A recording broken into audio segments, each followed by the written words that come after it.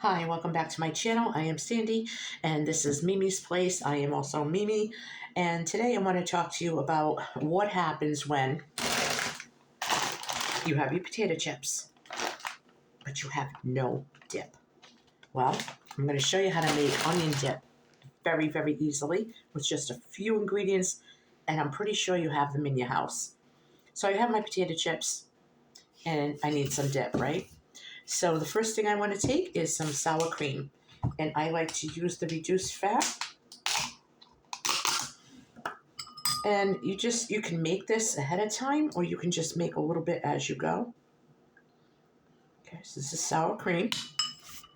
Okay, and I am going to put onion powder. Be generous because it does have a nice onion taste. And minced onion. And this is the key. You want a lot of minced onion.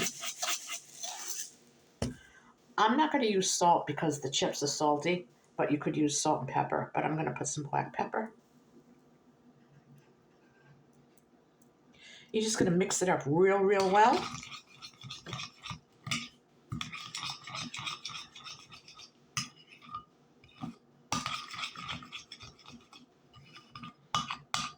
Smells good already. Okay, I'm going to put it on a plate.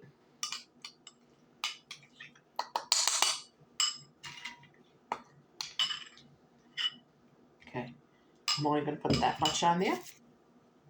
There is my plate. Can you see this? Oh, my chips and dip.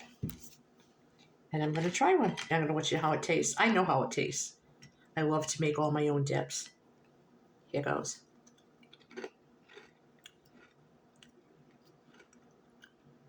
Really, really good. Basic ingredients.